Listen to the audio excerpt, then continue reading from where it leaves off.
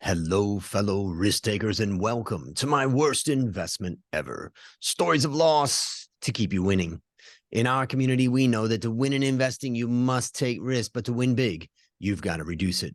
Ladies and gentlemen, I'm on a mission to help 1 million people reduce risk in their lives. To join me, go to myworstinvestmentever.com and sign up for my free weekly Become a Better Investor newsletter, where I share how to reduce risk and create, grow, and protect your wealth.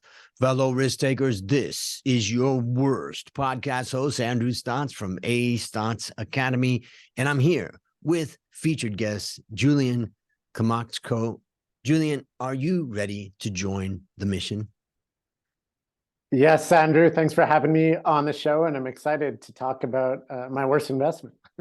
And it's something that you've thought about, I think, pretty deeply. So I'm looking forward to hearing about it. But before we get into it, let me introduce you to the audience. Julian is the CEO and Chief Investment Officer of Accelerate, a leading provider of alternative investment solutions. Accelerate helps investment advisors, institutions, and individual investors diversify their investment portfolios, manage risk, and improve their portfolio's risk-adjusted return. Prior to founding Accelerate in 2018, he was the Chief Investment Officer of Ross Smith Asset Management. He started his career as an analyst at BMO Capital Markets. Currently, Julian is a director of the CFA Society Calgary. He has been featured in some of the world's top financial and business media, including Bloomberg, CNBC, The Wall Street Journal, BNN, Business Insider, and the Globe and Mail, and now my worst investment ever podcast. Julian, take a minute and share with us the unique value that you are bringing to this wonderful world. Sure, sounds great, Andrew. I don't know if it's that unique with almost 10 billion people on the planet, but I do my best to bring value to people and put a bit of a different spin on it. So in the context of this podcast, what I try to do differently, been in the hedge fund business a long time, managed various investment strategies, largely around arbitrage, risk arbitrage, closed-end fund arbitrage, convertible arbitrage, and additional strategies such as long-short equity, distressed debt, long-only value investing, alpha shorting. So a wide experience in various hedge fund strategies. And with that, it's always been an industry that is quite secretive, not a lot of transparency, and not a lot of innovation. Some people are trying to run hedge funds similar to the Buffett partnership that he ran mid-1950s to the late 1960s. We're talking about 70 years ago, doing the exact same thing. So what I try to bring to the table is a mix of innovation and transparency, doing things that are much more investor friendly on the hedge fund side, which includes radical transparency. I know that's a word or a term that Ray Dalio uses, but actually don't know what Bridgewater does at all. But our view of radical transparency is showing exactly how our strategies work, whether it's multi-strategy, long-short equity, absolute return, risk arbitrage, whatnot.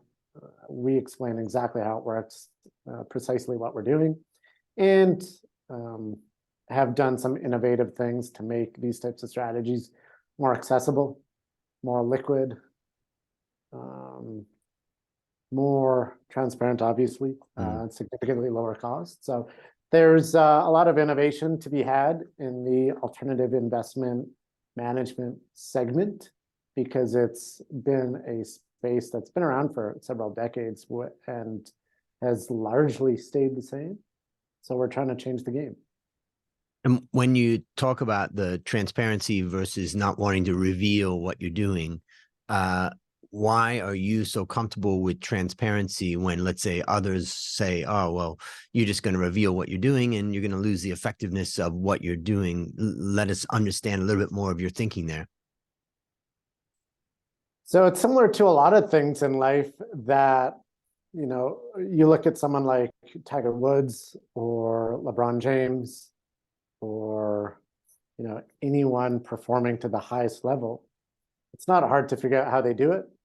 But what's incredibly difficult is to do it as well or mimic that, right? So you can try to copy our strategies, but it requires a significant amount of experience and just hard work. And with the competitive fees we charge, it's just worth it to let us do it for you, right?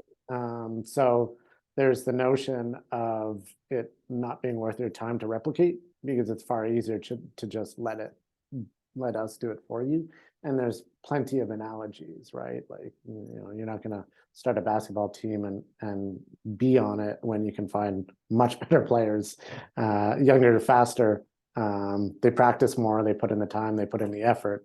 We're talking about, 80 plus hours per week for decades and many, many years, building up that talent and experience and know-how and database and all those all that skills and knowledge required that once people find out, they're like, actually, I'll pass on that. That's way too difficult. I'll just let you do it. Exactly.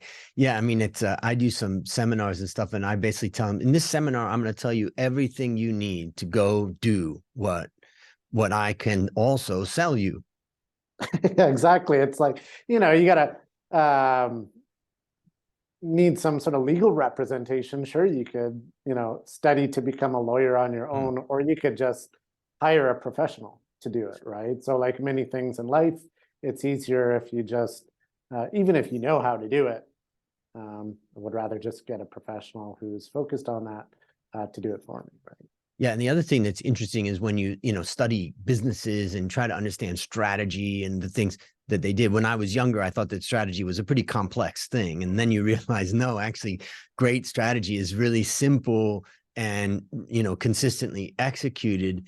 And then you realize that all the attempts by people to try to kind of conceal their strategy and stuff, the reality is that it's the execution of that strategy on a consistent basis that really makes that strategy work. So I feel a lot like you do. I'm a lot less worried about. And the other thing too that I said to my business partner many years ago when he said, "What if somebody steals our Excel model that we've created?" And I said, within 1 year, we're going to be miles ahead of where they're sitting on that model that they got through theft, basically in that case. And they're not going to be able to develop it, but we are going to be a mile ahead. And that needs to be our commitment to continuous improvement. One of the other questions I have before we get into the big question is, you talk a lot about diversify, manage risks, risk-adjusted return. And I'm just curious for the listener out there. I mean, there's some pretty standard ways to reduce risk. And then there's like some really complex ways that can sometimes be difficult for a fund that's investing, let's say, globally, where it's harder to hedge certain positions or more expensive. If I think about diversification, I first think about, okay, first diversify within your equity portfolio. Don't be too overexposed in one place or another. The second is diversification across asset classes, where you add in maybe some bonds and you add in some gold, and occasionally some people may add in a commodities or something like that. And I'm just curious, and then of course there's some trading things like stop losses and things like that. But are there other types of risk management that you see that people could take advantage of, or are those really the core things that cover 80-90% of it? You got to some of it, but I can talk about how I approach risk management. I always like to use the phrase risk management before it's too late. You hear about a stock market crash, and then people are like, oh, I'll buy put options. And they're just doing the equivalent of buying home insurance after the house fire burned down the house, which is a terrible idea. So risk management before it's too late refers to being prepared for anything that can happen in the global economy, markets, etc. And with that, a second phrase that I really like is they say that diversification is the only free lunch in investing. Now, if you talk to a lot of people, they just go with traditional asset classes, stocks, bonds, cash. And that worked for quite a while. Like they had the benefit of a steady decline in interest rates from the early 1980s to the early 2020s. And so when the 10-year yield goes from 15% to 50 basis points, providing a massive tailwind to bonds, and more specifically, with that, a good tailwind to the 60-40 stock and bond traditional portfolio, people thought that was sufficient diversification and got lulled into a false perception that bonds diversified a stock portfolio.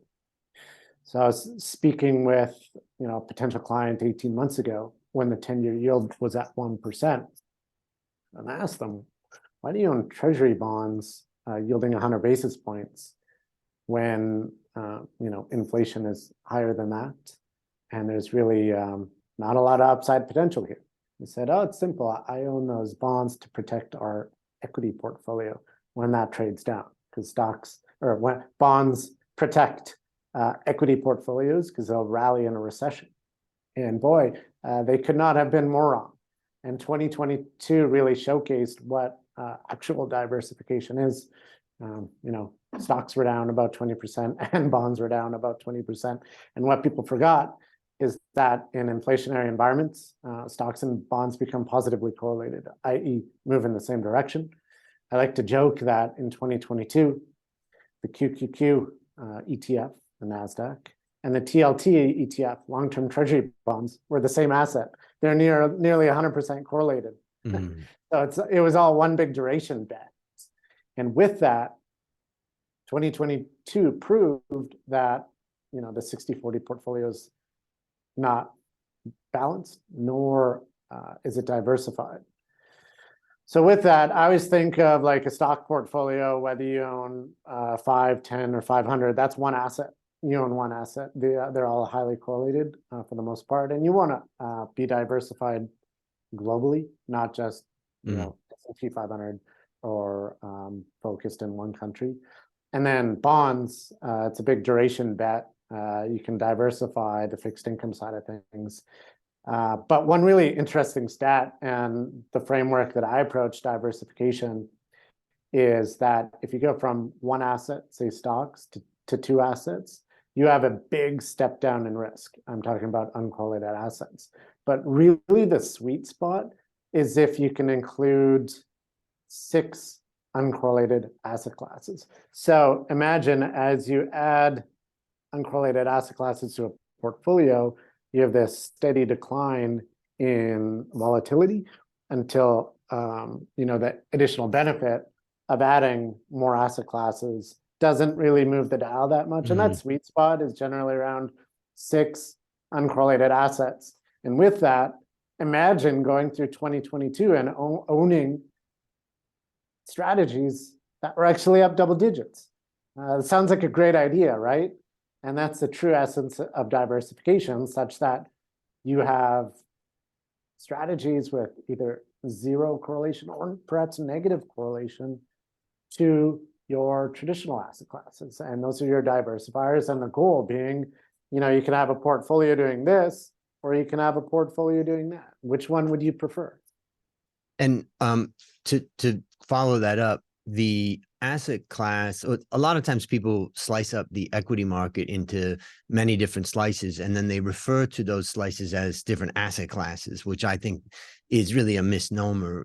As you said, equity is pretty much an asset class of itself. We can play around within that asset class to build more diversification, but overall it is one asset class. And if I think about bonds, that's, I would say, is a second asset class. Some people would say, okay, maybe gold or precious metals is a third asset class. Some people would say commodities, but you could also argue that commodities include some of those precious metals. But let's strip out the precious metals and say, okay, commodities, soft commodities, hard commodities, excluding precious metals. Okay, now we're maybe at a fourth asset class. Would you call that an asset class? Oh, certainly precious metals, yes. Okay. Yeah. Yeah. And then and additional ones, you have everything besides traditional asset classes, stocks, bonds, and cash. So we refer to everything besides those as alternative asset classes. And within that, there's a myriad of various uncorrelated alternative investment strategies. So like raw land, would that be an example of a different asset class? And are there Yeah. investment vehicles that can give access to that? Real estate, farmland, infrastructure. So there's, I classify alternatives into two segments. There's illiquid and liquid alternatives. So on the illiquid side, you have real estate, infrastructure, farmland, music royalties, venture capital, private credit, leveraged buyouts. Then on the liquid alternative side, there's cryptocurrencies, precious metals, hedge fund strategies, and within hedge funds, long short equity, multi-strategy, managed futures, arbitrage, market neutral, CTA strategies, tail risk hedging strategies, risk parity, distressed debt, event driven, all these different strategies within hedge funds, and then commodities, also a liquid alternative.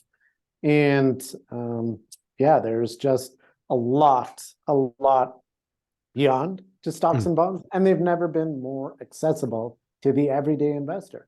You can find the vast majority of these alternative asset classes now in easy to use, low cost ETFs. Right. And I guess that's, ladies and gentlemen, there you go. That's one of the big values that Julian brings to the clients, is helping to understand. I'm fascinated by, of course, risk, because, well, this is a risk reduction podcast ultimately. And so it's a great discussion to understand about that. So I appreciate that discussion. Now it's time to share your worst investment ever. And since no one goes into their worst investment thinking it will be, tell us a bit about the circumstances leading up to it, and then tell us your story. Sure, that sounds great. So I'll start off just given my career background. So started out in mid 2000s as a young investment banking analyst, working 90, 100 hours per week on M&A transactions, so mergers and acquisitions, advising. And as an investment banking analyst, you're the one doing the grunt work, doing the Excel modeling, accretion, dilution, merger models, and putting together PowerPoint decks. So you become a real ninja in Excel and PowerPoint, and worked on some really interesting deals and got very good insights into the inner workings of mergers and acquisitions, equity offerings, and the capital markets. So great place to start a career. And from that, went to a startup hedge fund. And at the time, cut my teeth doing closed-end fund arbitrage, which was an awesome trade, specifically during the great financial crisis, 08, 09. You could generate, nearly risk-free trades that at one point were yielding over 50% annualized, 50 to 100% annualized returns, just because there was very, very liquidity in the market and people were desperate to sell. So arbitrage spreads were incredibly wide. And after that, got into different arbitrage strategies, volatility arbitrage, convertible arbitrage, and one of my favorites, and Warren Buffett's favorite, which is risk arbitrage. And so Buffett has been conducting arbitrage investments, I think, ever since the 1950s. If you read back on some of his Buffett partnership letters, or even Berkshire Hathaway's annual reports, specifically their 1988 letter to shareholders, he details quite a few of their arbitrage investments. And that's contrary to popular belief, where he says, buy a good company at a fair price. Buffett and Berkshire Hathaway made their best returns conducting arbitrage. So it's been a great investment strategy for many, many decades. And with that, in 2012, I launched a standalone risk arbitrage strategy. Started out with a $5 million investment from a handful of wealthy investors just to conduct this risk arbitrage investment strategy. Now, the goal of risk arbitrage is to generate high consistent returns. So high Sharpe ratio, high risk adjusted return, on a consistent basis, ideally double-digit annualized returns and no down years, which is a tough feat, but if done properly, it can produce what I believe is, one of the best absolute and risk-adjusted investment return profiles. So 2012, our first year. The funny thing is, I was pretty young when we started it. Would wake up at 4 a.m. every day, in the office by 5 a.m., working 80 hours per week, weekends, evenings, holidays. For the first 4 months, I was, a lot of pressure on myself, was sick to my stomach every single morning, but still managed to have a really good first year, low volatility. I had just a handful of down months, maybe the worst was down 1%, but produced double-digit return with low vol, very little drawdown. So investors were happy, and kind of continued that for the first several years. And the fund grew significantly. Investors were happy. And with that, after about 3 years, a really good track record, this takes us to 2015. Now, 2015 was an interesting environment in the M&A business. It was open season for pharmaceutical mergers. At the time, a huge trend was something called a tax inversion. Now, what a tax inversion was, and it was very popular with pharmaceutical companies, would be they would take over a foreign company to re-domicile offshore in order to lower their tax bill. It's a pharmaceutical company. You could do that, become non-US corporation, and therefore pay a significantly lower tax rate.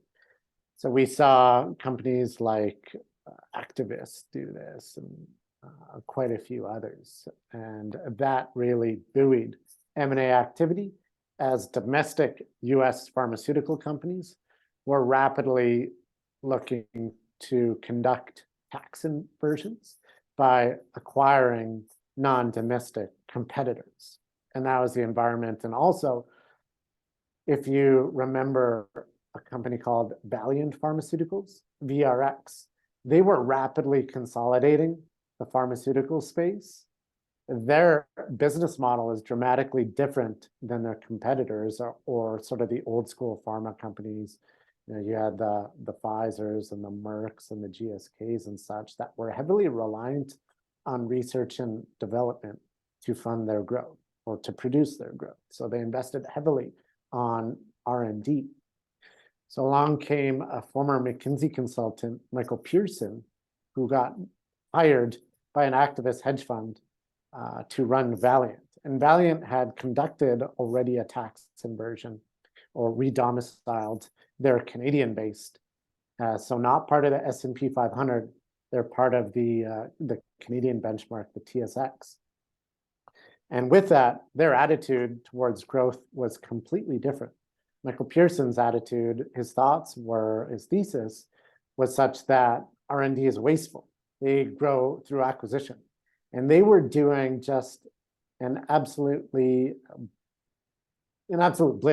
of M&A acquisitions, incredibly active. They would do hostile takeovers, and they're just gobbling up everyone. And it was working. Their stock was on fire. It was doing exceptionally well. If you remember Bill Ackman at the time, he was just praising the accolades of Michael Pearson and Valiant's business model. So it was a highly respected strategy, both on Main Street and Wall Street. Analysts were going gaga over it. Investors loved it. And the stock was doing nothing but going up. So it's like, if you didn't own Valiant, you're doing something wrong. And that started to reflect on others. And you saw copycats saying, wow, this consolidation is really working for Valiant. They're growing like crazy. They become, I believe, the largest company on the Canadian exchange by market cap. So they're number one in the TSX very, very quickly. And some copycats started to spring up, and it wasn't surprising to see that their shares were also performing very well. This rapid consolidation strategy, no R&D, so it was very much financial engineering. Now, at that time, as I indicated, tax inversions were all the rage, and we were active on these within the portfolio. And in order for a tax inversion to work, the acquirer and the target had to have certain characteristics in terms of relative size and the type of transaction to make it work. So what the acquirer was trying to accomplish with a certain size of target was to issue shares, do a deal via all share, and with that, redomicile into a foreign jurisdiction. So generally, they would look for a target around 25%, take them over, and carry on as a foreign entity subject to much lower tax rates. And with that, one M&A trade that we put on that looked quite attractive was you had a Canadian company called QLT. QLT was a failed biotech company that just had a bunch of cash. So they're trading at roughly cash value, not a lot of prospects aside from the cash that they had on the balance sheet and perhaps some tax losses. But one redeeming factor was that they're a Canadian, not American, and so a prime candidate for an inversion. So that inversion came away via a definitive merger agreement with a US company called Auxilium that was looking to run this new pharma playbook, redomicile offshore via a tax inversion merger, then conduct M&A growth that had really been proven over the last few years and was super, super hot in the market at that time. So the deal that was struck was a US entity called Auxilium. Auxilium Therapeutics was looking to run that same playbook. So struck a friendly deal with QLT to do an all-share merger. That would result in this tax inversion, and Auxilium would take over QLT and redomicile to Canada. And to do that in an all-share deal of that size, the requirements to consummate this merger was not only did you require a successful shareholder vote at the target, so QLT shareholders, and in Canada, if it's a plan of arrangement, that's 66 2/3. Additionally, since Auxilium was issuing approximately 25% of their shares outstanding in this merger, their shareholders, i.e. the acquirer's shareholders, would have to approve the deal as well. So they struck the deal and it's going along, and there's a spread. And so if you go long the target, short the acquirer, according to the share exchange ratio, it'll be out here, say it's a 5% spread that would close in 3 months, right? 5% spread over 3 months would be about 20% annualized, right? Which is a very attractive return that you can earn theoretically, irrespective of what the market does. Market goes up, market goes down. As long as the deal closes, you generate that very attractive rate of return. One trick to that deal is you have the short position, right? A short position in an environment of rapid pharmaceutical company mergers and acquisitions.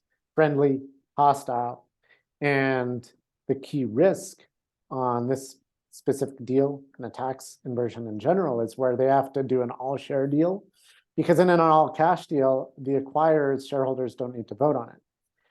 However, in an inversion where they're issuing about 25% or more of their shares, the acquirer's shareholders have to vote. So that produces a big risk. So we put on this trade, and it's fairly decent size of our portfolio, 4%, both on the long and the short, approximately. And over time, I got the inkling, it's like, there's a lot of consolidation happening. I'm worried that, the key risk here is someone could make a play for Auxilium, the acquirer, the stock in which we have a large short position, and that could be very painful. So what we are doing is we are buying call options on Exilium, utilizing some of that spread available to kind of protect in that awful potential scenario. Now, after a few months, or prior to getting into that, I should talk about one more company, and this company is called Endo Pharmaceuticals, ENDP. At the time, Endo was run by a gentleman by the name of Rajiv De Silva.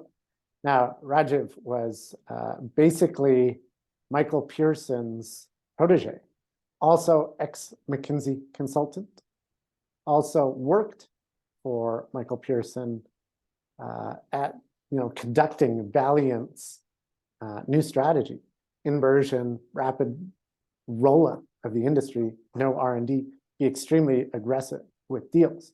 And so Endo was out there, a so-called mini Valiant, trying to copycat run the same strategy. And with that, a few months after putting on this trade, disaster struck. Endo came and made a hostile takeover bid for Exilium, the acquirer in this M&A deal, in which we had a short position in to hedge our QLT long. We had that merger arbitrage and trade on, long QLT, short Exilium, and then Endo, this third-party interloper, came in and bid for the acquirer. Now, like the key risk and my biggest mistake that I learned from is that when the acquirer has a shareholder vote on a deal, that puts the acquirer in play. And by in play, I mean, subject to a potential hostile takeover. Because Endo offered a 30% plus premium for Exilium's shares. Now, if you're a shareholder of Exilium, would you vote for this takeover of QLTI? Or would you vote for, being taken over by Endo at 30% higher? It's not a difficult decision to be made. And so Exilium was put into play instantly. A QLT, it was clear as day that deal was dead. I still remember the conference call after hours. This bid was revealed after hours. And the Endo CEO, Rajiv De Silva, said, it's contingent upon the QLT deal being terminated. And I already knew that was the case because there's no way the Exilium shareholders would vote for the QLT deal when they had this big premium by selling to Endo, whose stock was going crazy. So the effect on us is Exilium short, we got our face ripped off. That rallied like crazy. Remember, we did hedge some of it with call options, but it clearly wasn't enough. Not only that, but you're getting punished on both sides of the trade because the target QLT is dropping double digits, right? So it's this double whammy, face ripped off on the short as it surges and get crushed on your long as it plunges. So it was kind of like a, shit sandwich, if you want to talk about it, where the loss on that trade was significantly higher than expected. Granted, the QLT deal failed. Exilium ended up signing up with Endo in a hostile turn friendly deal.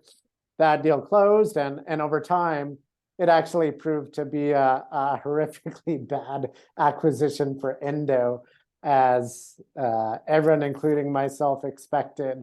If you look at Endo stock, if you try to look it up, it no longer exists. It went bankrupt, went to zero. Within a year of closing the Exilium deal, they already had a massive, massive write-down. The CEO got fired and the stock plunged. Valiant, as many know, their stock plunged. Their CEO got fired. They had all this fraud going on. They had to split the company. Now they're still trying to rebuild, but I think that stock's down about, it didn't go to zero, but it's pretty close, down 95%. But was definitely my worst trade ever. I detailed it in a blog post I called the first time I lost $1 million. And the lesson that I learned as an arbitrager is you never put on merger arbitrage trade in which the acquirer has to stage a shareholder vote, because 100% of the time, like to put on that merger arbitrage trade, you need to be short the acquirer because there's a share consideration. And with that, the existence of a shareholder vote on the buy side, on the acquirer's side, puts that acquirer in play. It puts your short position in play and makes it vulnerable to a hostile takeover. And then you get your face ripped off on the short and you lose on the long. So it's a double whammy of losses that, in my opinion, it's just not worth taking that risk. I got burned on it almost 10 years ago and have not and will not ever put on that trade again. Unless, of course, the acquirer has a controlling shareholder that would block it. But, you know, that's my words of wisdom for anyone looking at merger arbitrage. Never put on an M&A trade that has the buy-side vote. And just to be clear, if it hadn't had gone to the shareholder vote and it would have just been the management team allocating cash resources that they had to acquire, then basically they didn't have to pull together shareholders to even think about this. And as a result, you didn't have an option. You didn't have the opportunity of you called it an interloper, but as a third party coming in, there's just not an opportunity for them to seduce the shareholders away. Exactly. There's no leverage there. Yep. However, when there's leverage in a shareholder vote that's going to be voted down, the board of directors of the would-be acquirer and the one now subject to a hostile bid, they know the jig is up.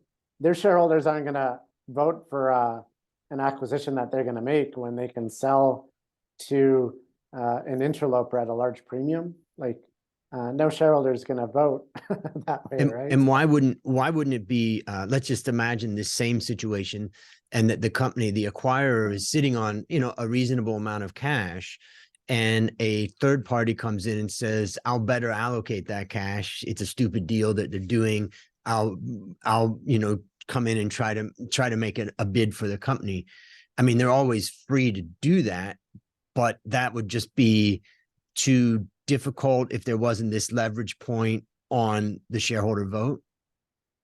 Yes. So specifically with a U.S. entity in the U.S., there's a mechanism called the poison pill, which effectively protects companies from hostile takeovers. However, the existence of the shareholder vote on an M&A deal, it makes them extremely vulnerable and basically eliminates a poison pill or the effect of potential ones. So it puts them in play and makes them vulnerable.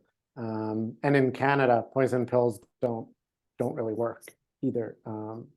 They get cease traded and fully puts the company in play. But yeah, it is that mechanism of the shareholder vote at the acquirer side that creates that leverage such that a hostile would-be hostile acquirer can step in and present something to shareholders that's significantly more attractive, because for a hostile takeover to be effective, it needs to be at a significant premium to the unaffected price. I'm talking about 30% or higher. Yep. So, and one more thing, like from a board of directors standpoint, they're looking at issuing shares in this initial deal. However, if someone comes in and says, okay, you're willing to issue shares, i.e. sell them at say $10, if we come along and issue and are willing to buy them at 30, 40, 50% premium, $13, $14, $15, how could you say no to that when you said yes to issuing them at 10? Right. So the jig is up from the board of directors and they really have no choice. Well, I think you've explained it very, very well, and it's pretty clear. So I think my big takeaway is that anything can happen, and you've got to just, the idea of arbitrage, used to mean when I was young, what we would call a riskless profit. But nowadays, I would say arbitrage is just a term of taking some opposing positions that may or may not be in a riskless, and other cases it may be that there is some residual risk, whether you're, let's say, more long or more short. So I'd just say be careful for the listeners out there, when you hear the words arbitrage, it doesn't mean riskless arbitrage. It can mean that at times, but generally it doesn't. So let me ask you, what's a resource you'd recommend for our listeners? That's Probably a great question. go read the story, but that's a good one. So there's a lot online. I encourage listeners to be on Twitter. I find that to be a great resource. You can follow me at Julian Klymochko on Twitter. We post a lot of research and insights on our website, accelerateshares.com. I did write about this story a number of years back. And for investors, I think one resource, especially starting out, that I found quite helpful, there's investment websites, one being, Value Investors Club. I was a member of that for many, many years. So it's, if you can get your hands on professional research, I think that helps out a lot, and read as much as you can. There's a lot of good investment books out there. So some of the books that I would recommend, my personal favorite, it's kind of got a funny title. It's called You Can Be a Stock Market Genius by Joel Greenblatt. And it's a classic. There's also one that I don't advise to buying because it's incredibly expensive, because it's quite rare, but it's called Margin of Safety. You can find a PDF version online. It's by Seth Klarman, another well-regarded investor. And in addition to that, the stuff by Graham, Intelligent Investor, that's always a good one to look at. Peter Lynch, he's written some good books. So there's a ton of great books out there that you can glean a lot of good knowledge, and blog posts, people posting online, investor forums, Twitter. So much for resources, and most of all, once you read about it, the best way to learn is to practice by doing. So try it out yourself and don't risk more than you can lose. Yep.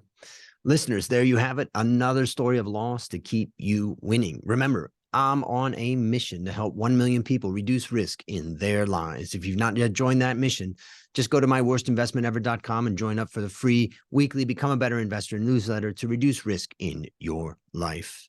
As we conclude, Julian, I want to thank you for joining our mission. And on behalf of A Stotz Academy, I hereby award you alumni status for turning your worst investment ever into your best teaching moment.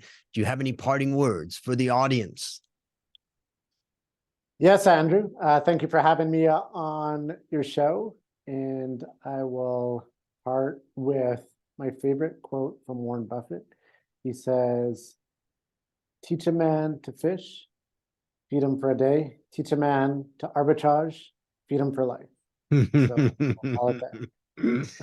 And that's a wrap on another great story to help us create, grow, and protect our well fellow risk takers. Let's celebrate that today we added one more person to our mission to help 1 million people reduce risk in their lives. This is your worst podcast host, Andrew Stotz, saying, I'll see you on the upside.